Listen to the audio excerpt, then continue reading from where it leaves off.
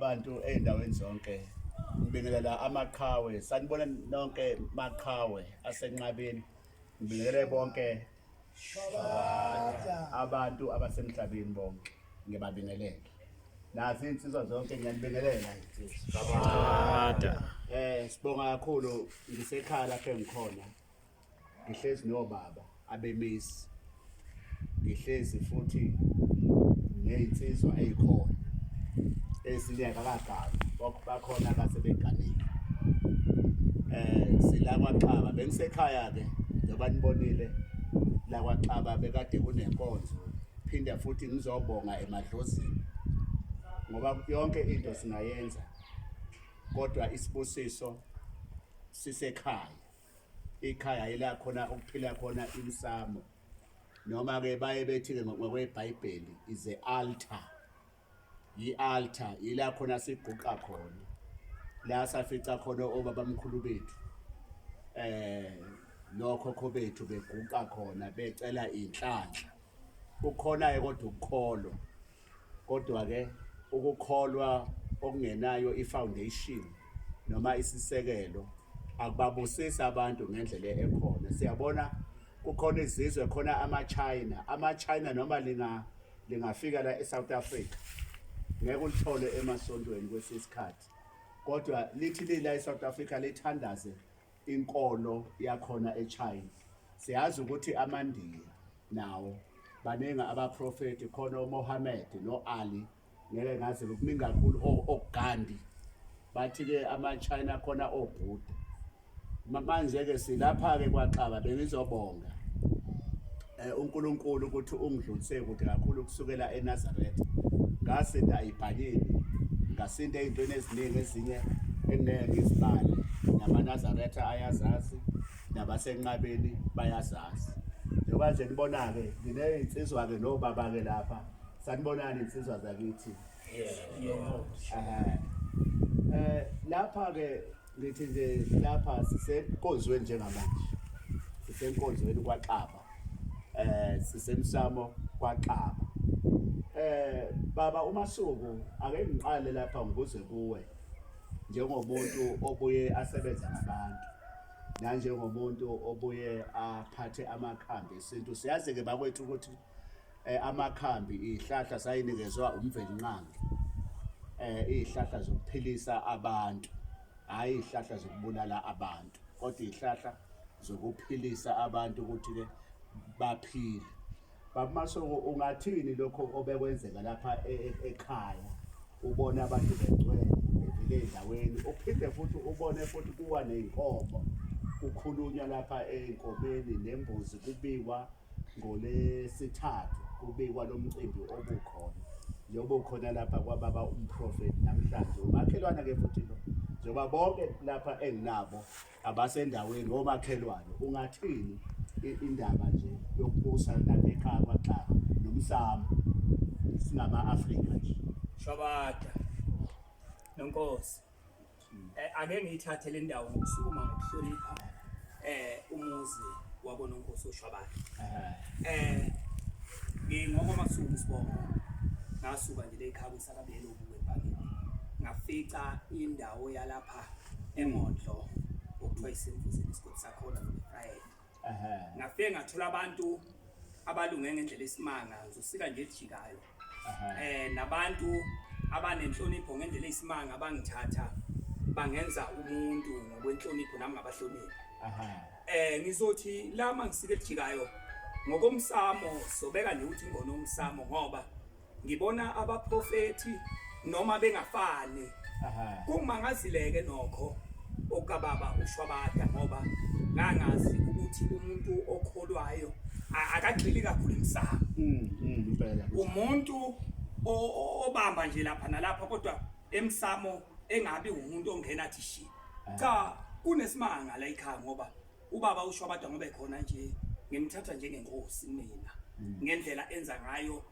Akuvamile abantu ababafundisi abakhulu kangaka abaprofeti behlale nathi thina abantu eseyiphuzelayo noma esiyibhemelayo.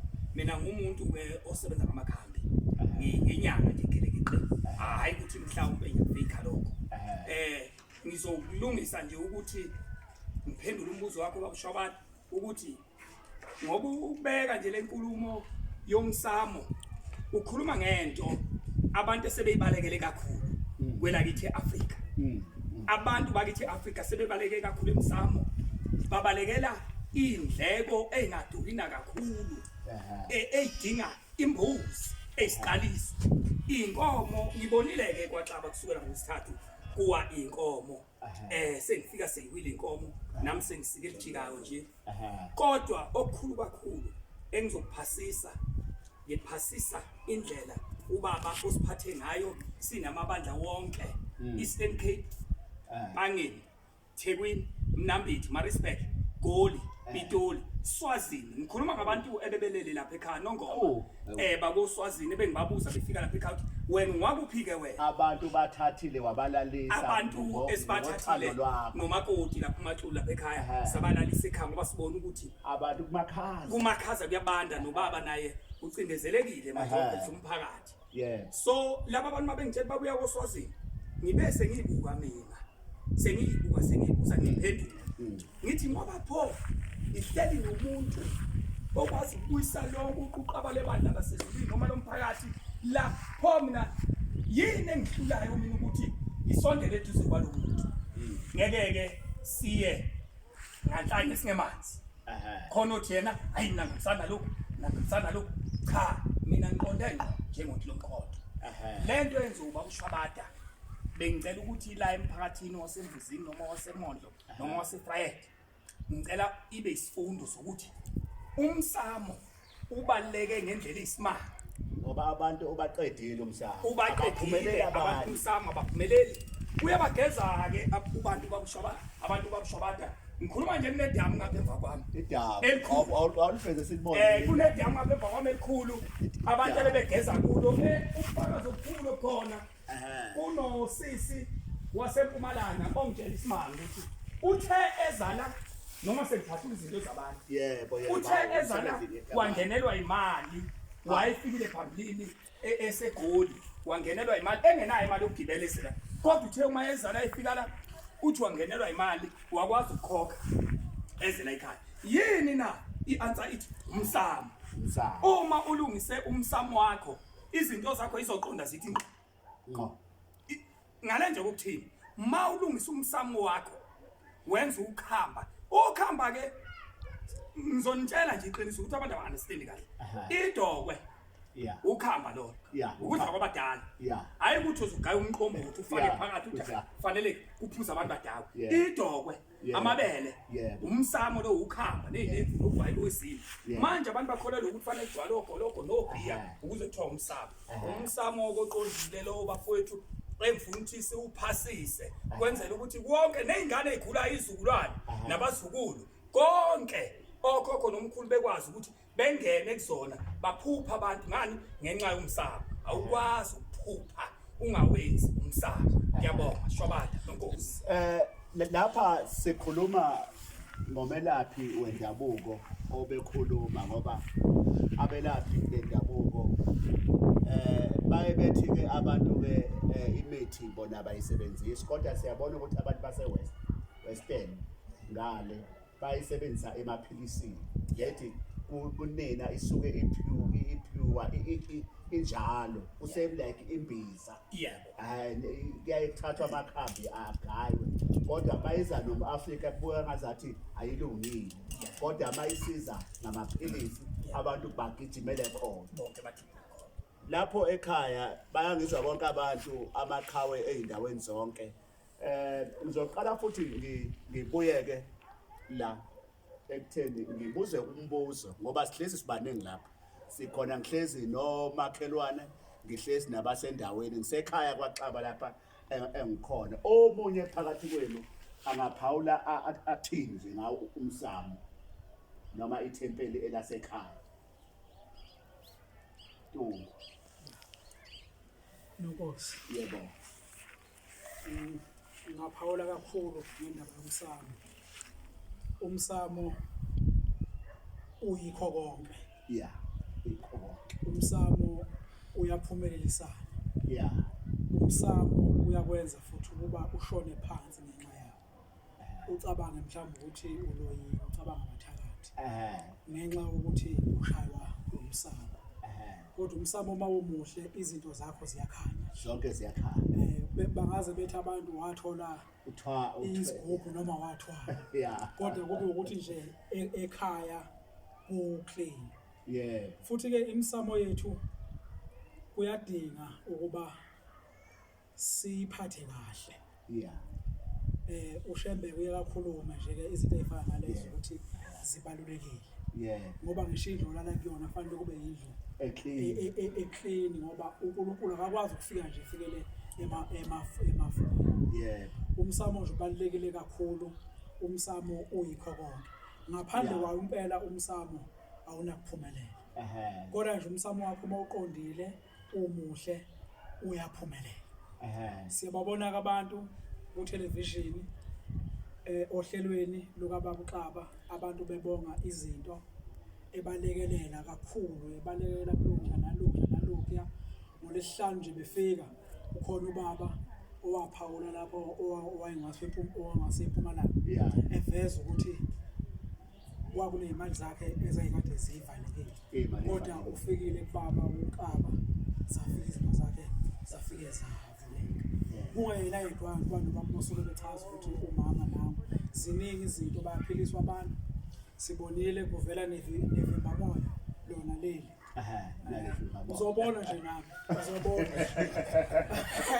uzobona sibonile abantu bechaza ngoXaba ebalekelela lapha nalapha ezintweni empilweni besukuma abantu kunendoda yaseMpumalanga ePiet Retief eyake uXaba oyisukumisile inamatruck inomuzi omkhulu mayichaza yafika kubaba uXaba izinto zingahambi kahle yafike yaphumela kodwa nje kokukhulu umsamo ubalekile kuyadinga ukuba sewunake ukuze izinto zethu zizophumelela bese siuhlonipha ke futhi umsamo sewunakekele ngendlela efanelekileyo futhi ke okunye lapha Mntungwa ningathi abanye abantu abazi ukuthi umsamo indawo engathi ingcwele indawo engcwele la khona ukudinga ukuthi umuntu mayiya khona ageza inhliziyo yakhe njengoba esuka eya enkonzweni mawuya enkonzweni kufanele ukuthi uhlambuluke khona ke igciwane elibi singathini leli gciwane leli singabatshela sithina abantu abaya lapha emsamo ngoba siyasibona abantu beye emsamo uthola ukuthi abazwani but umfowabo babamba imbuzi laba bantu bayocela inhlanhla ezithunyweni ene kunabantu abahamba la ekhaya nababengazwani lento sehlele kodwa baze bayithathe isilwane lesi inhliziyo zabo ayihlambulukile umfowabo akazwani nomfowabo kodwa baya kuphi emsamo kodwa uyofuna inhlanhla abantu singabaxwayisa sithini ngalokho nje ukuthi abantu emsamo kumele kube umuntu onjani inhlambuluko emsamo baba ushwabada kubalekile amazwi akhona siqaleni enhlambulukweni ukuthi mfowethu sagqibana asilungise mhlawumbe mfowethu ngabona ngicela ungixolele ngoba ngisho noma kuthiwa kwaXaba nomkhulu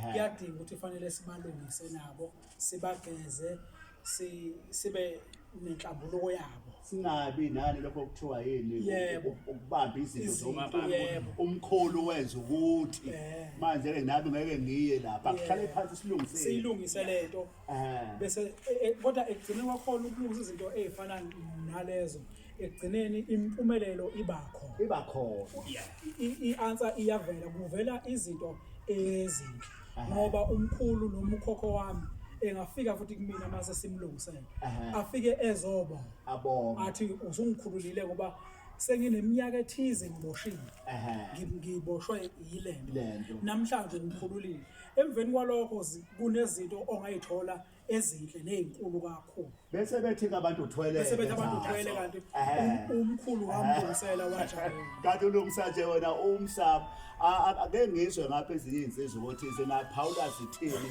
mbulo lwami lapho ekhaya nonke maqhawe silapha ekhaya sikwaXaba njengamanje yimile uDr X umprofeti uXaba silapha kwaXaba ungakhohlwa njalo ukuthi khona inyama lapha iyo le yasemsamo abangayifuna awusiki iqatha lapha usibona inyama le yasemsamo lapha iyo le SSL khona udrink futhi lapha napho lapha nemenite khona okho drink lapha uthele bakuduku ufika nje manje nakho lapha Ziyawushaya lapha. ziyawushaya kwaXaba njengamanje yona le nyama le ngoba le nyama le uyaye ethi umuntu yena akayidli inyama le ehlatshelwe abantu abangasekho kodwa igazi la uzalwa lizalwa kwaXaba nginegazi lakwaXaba kusho ukuthi omkhulu bami babeyidla le nyama ikhona emzimbeni wabo egazi la ngoba ngale igazi likhona noma ngathi hayi wena awulokho awusayidli kodwa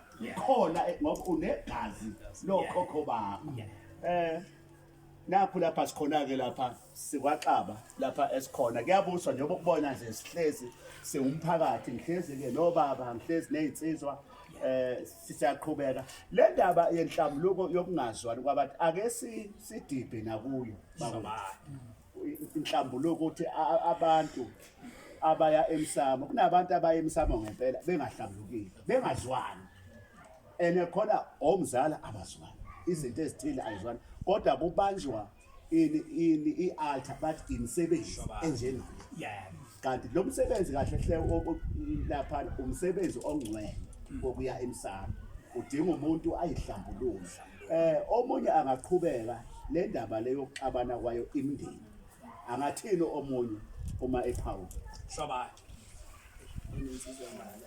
Phawule sonke ngiphawule la sibhekile abantu la makhulunywa ngale ndaba yenhlambuluko ubaba ayibekayo ukhuluma ngendaba enkulu la enhlambulukweni kahle kahle kufike ixabane abadala omkhulu ngoba nje kuyenzeka kwesinye isikhathi uthola ukuthi kunesithembu la ekhaya amakhosikazi omkhulu ayinamakhosikazi amathathu uthola ukuthi lamakhosikazi asezoxabana ugcine kuxabana omkhulu bona bodwa bethathelana imikhondo lemkhondo isiyogwaza igwaze igcine manje ibanga isihlava la egcekeni mayibanga isihlava la egcekeni laba abantu ngalesikhathi sebeye emsamo lapha bengayile lapha ngaphandle zaleni ukuthi kufakwe imali lapha emhlophe kwakufaka usuka kudala kufakwe nalelo khubalo lokuthi igeze ehlandelana noma umlotha ngokwesiko imdabu leyo kugezeke lezi ithunywa lezi phela ngoba uma kubophekela abantu abadala bangale base abadala bomndeni kubophekile nala asithola imisebenzi emhlabeni sithola imisebenzi yini umsamo uyogeza ngezinto oyinikwa ushwabada noma uXaba ugeze ngezinto ezinikwa zesinto noma zesintu ugeze uthi wena uthi uyozuthi uXaba kasebenzi uthi ungasuka kasebenzi uthi umkhumana ayinto ekakhumana isebenzi kanti indaba ilapha emsamo geza laba abantu phela bavaleleke lapha babopheke lapha ukuze bezobuya phela bekwazi ukuthi ke bakuvulele inhlahla musukuvela usuke nje wena uhlaba imbuzi nje inhlambuluko ongahlanjulukeleni ingonyuluko ingaphumile enhliziyo yakhe ayigezekile uzothi usuka wena lembuzi uyanayo lapha emsamo ifike iwele khona lapha emsamo noma nithi nehlaba lapha ingakhali noma uthi uphuma nje kushayisa imoto ushayisa imoto kade wenza umsebenzi kodwa kade wenza umsebenzi usuzothi wena amalo cha akusiwona amalo uye lapha kule nto and i-altar ke bafowethu funa siyichaze le ndaba yasemsamo lapha emsamo i-altar kahle le i-altar lethu thina maZulu thina ama-Afrika lapha esicela sikhona zonke izinto zethu uzoya kanjani uyocela into kubaba wakho konakele uxabene naye ngoba efanele uxabene nomsamo ngoba mawukhuluma nobaba ngicela into ethile uzomnika maka nawe wenza kahle uqondile ngeke kwazi ukukunika umsamo ukuvulela izinto ekubeni nawe ungaqondile umsamo ke lo ngiyabonga sibonga kakhulu lapho emakhaya bukeli wami lezi izinto lezi kunezingane ezifundile engaphumeleli ngiye ngakhuluma lapha abangizwile ngikhuluma ngithi kunendoda yaseZimbabwe eyaba nenkinga yaba netifiketi yaba nekhampani ingatholi umsebenzi indoda yathi mayidlula enkonzweni ithi yahamba nje yayihambela nje ngoba kukhona abantu abanenhlanhla ukuthi ithunywa sibakhombise indlela. Yathi indlula nje ithe mayindlula kwakhuluma izwi kuyo lathi udlulelani kulomnyango ngoba kulomnyango kumele ungene yajika yangena. Ithe mayingena yafica umprofeti yena uDr X ethandazela abantu. Yayise iwa phansi le ndoda base beyithatha ngikhuluma ngento eniyaziyo nonke emaqhawe enayibona futhi nababuka uhlelo eindaweni zonke koThekwini eMpumalanga zonke indawo umhlaba wonke ngiyazi khona abasibhekile ko Nigeria njengamanje basibheke naphesheya okuyilwandle zonke indawo. Yathi uma ifika yawa phansi kwakhuluma umuntu ongasekho kuyo wathi lo muntu ngingumkhulu wakhe yimina engimjikisile ukuthi ajike azonginela ngoba ngahamba mina ngabulawelwa entabeni eZimbabwe ngesikhathi sikaMgabe nganqunywa intamo angcwatshwanga amathambo wami aseyintabeni manje ke yimina engimvusi ukuthi azohamba la kule ndawo. Hawu sathatha ikhandlela ngakhuluma ngokwesiphiwo phela ngathatha samkhanyisela ngikhuluma ngomuntu njengamanje oseNigeria othole ama-10 wathi ephuma kuphelanga iviki wathola ama-10 khona la eAfrika wathola khona la eGoli wathenga imoto dukuduku lapha manje useNigeria uthola ama-10 ungipha o20,000 ubonga njalo njengamanje owale Zimbabwe uyafika ulungisa umsamo usakhe nomuzi omkhulu umuzi nje ubehambile ngiyazi ukuthi ungibhekile naye ubehambile ethenge inkomo ekhaya eyobonga ekhaya. Sikhuluma ke njengoba uchaza babamasuku indaba yemsamo sengibona ke nenduna yami ke engiphethe awuyiveze induna yami lapha ake Mose induna ke lena esiphethe ke Mose sihlezi siyabusa nje lapha siyalokhuza siyetshisa njengoba kade kukhona umcimbi obukhona wokubonga ngizobonga emadlozini ukuthi amadlozi noNkulunkulu bangilondile ezintweni eziningi ngisekhalo baba njengoba ubona nje siyathokoza ukuthi sijoyinwe induna yethu esiyithanda kakhulu ngoba phela induna ibekiwe umbencane leBhayibheli liyasho ukuthi sihloniphe amakhosi sihloniphe nazo induna masingahloniphi induna amakhosi asihloniphi uNkulunkulu. Komose naba abantu ungababingelela nje Nkomose ngoba sikhona ekhaya baba sanibona. yebo Angibonge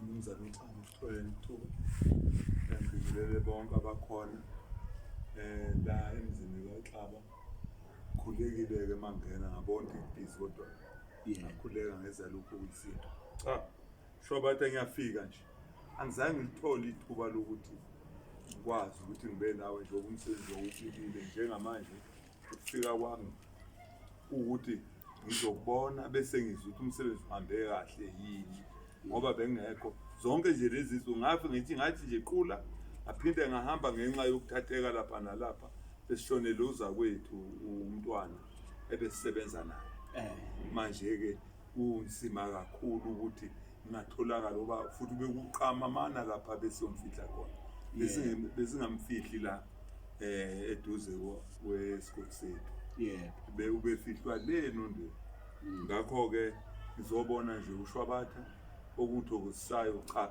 ngiyabona konke kuhambe kahle ngicabanga ukuthi nabade bela beze kuShwabatha bezofuna usizo bahambe kahle ngoba sikezwa lutho hawu Shabe kahle kakhulu Nkomose siyabonga nokuthi nje ke uze sothola isibusiso nathi noma ubungekho ngokwenyama kodwa siyazi ukuthi ukamoya kade ukhona nangenhliziyo ubukhona omunye akathini lapha phakathi kwenu lo mcimbi obukhona awubonile kukhona amaqhawe abantu ababuya eindaweni zonke nezinto ebezenzakala angathini omunye aphawule athini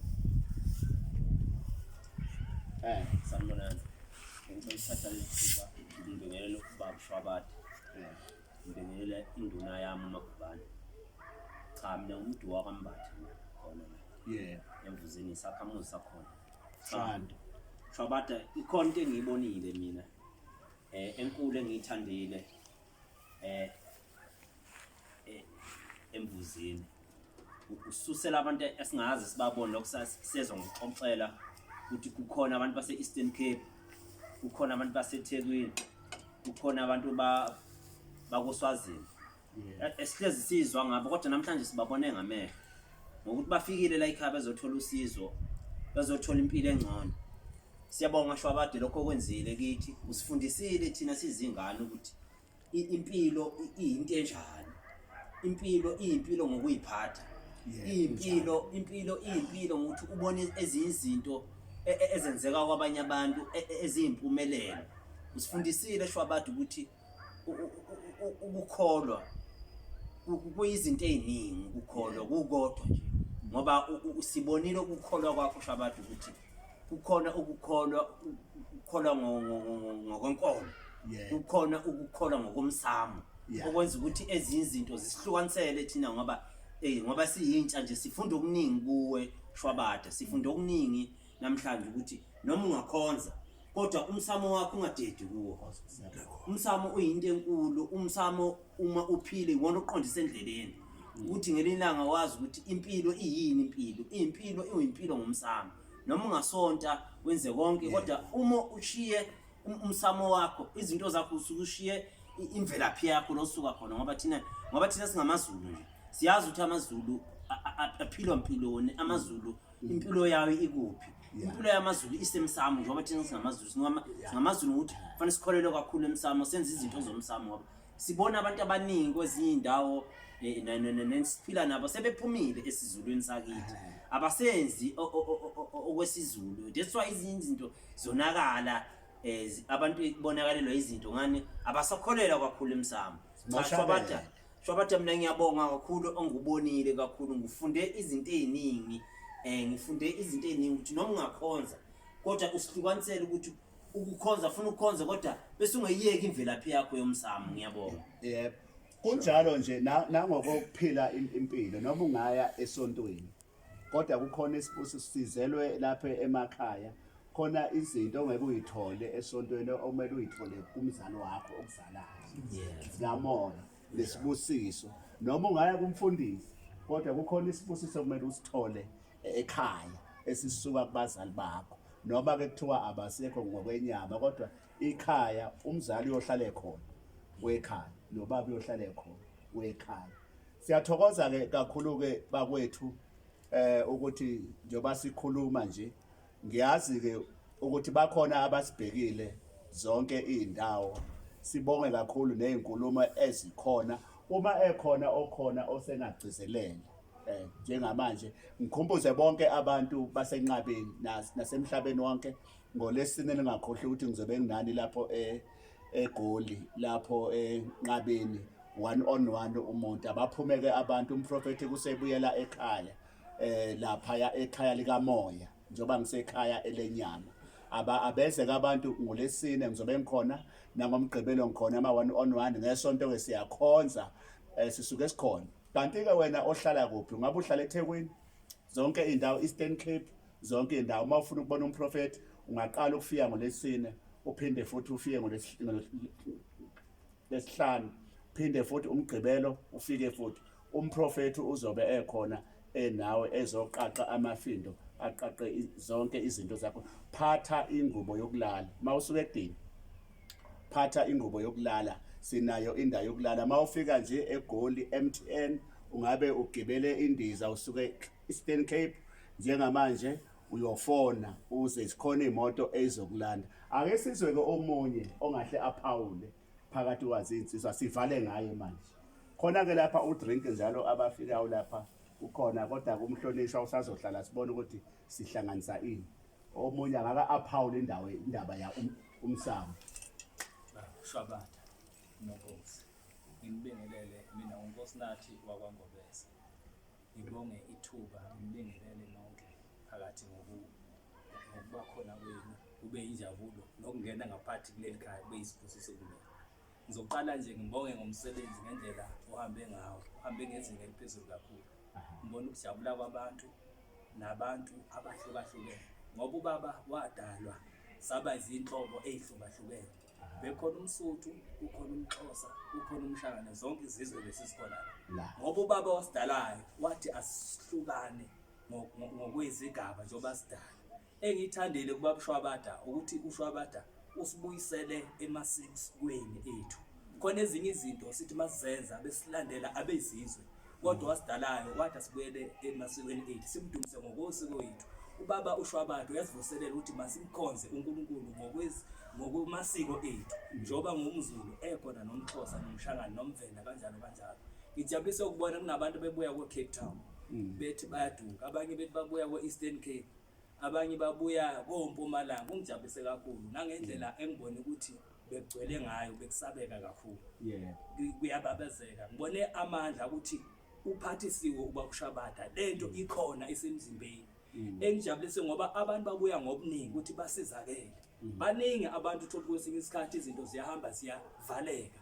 ezinye izinto ezisicindezelayo uthothi mhlambe asazi ukuthi ifuneke senzeni ngingayikhipha imali ngiye kuthiwa ukhona sibanibani lapha kuthiwa hayi uyalapha lapha kuthiwa ugogovuna kodwa manje ngikhohlwa into eyodwa uthi ngilungisile lapha emsamo wakithi ngibalekela umsamo ayikho into zokulungela mangabe ungalungisa umsamo wakho khona kwesinye isikhathi uthothi kunamacala ezwa omkhulu nokhokho kodwa wena awudluphi ukuthi ulandele ukuthi konakalaphi kuze izinto nasekhaya sizophumelela kodwa mawuthinte lokho uyakhonza izinto bese ziyaphambili ngibonga nje kakhulu ukuthi baba uShwabada uthe mangabe engiwakhona la endaweni kodwa akazenze izinto ukuthi uphelela le kodwa ubuya ezekhaya esinyakazisa sithi sibancane nathi sazi ukuthi siyaphi yini ofuneka ilungiseke siyabona izinto ziyenzeka abantu bayaphumelela ngiyabonga kakhulu nonkosi sithi ke asibonge kakhulu bantu benkosi ukukhohlwa maningakhohlwa ukuthi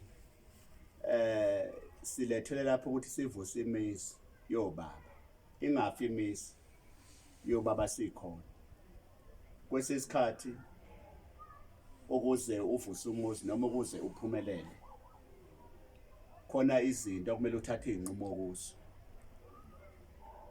noma kunabantu mhlawumbe ophila nabo okufuneka ukuthi ubabheke ukuthi bayabantu abaphila kanjani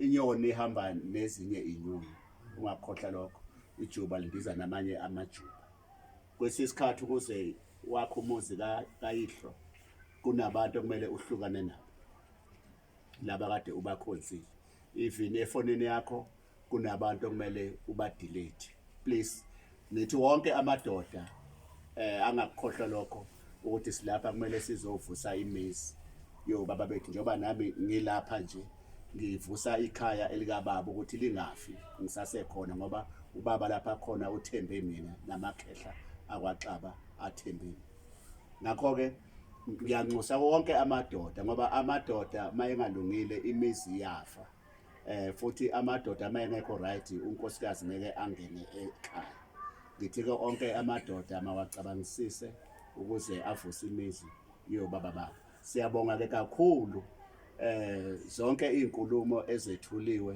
babukeli bami emakhaya na wonke amaqhawe njengamanje sengathi lenkonzo noma le video enizoyibuka lapha inibusise nonke nithole ulwazi sidibane njalo ke lapha eGoli sodibana ngolesine siphinde futhi sidibane ngomgqibelo 1-on-1 ngesonto siyakhonza kusuka ngo9 prophet uyathandazela abantu abagulayo uNkulunkulu anibusise nonke ake sibavalelise ekhaya khona lapha kwaShwabada Shwabada Nonkosi Shwabada Nonkosi induna yami siyabonga kakhulu inkosi inibusise nonke lapho emakhaya siyabonga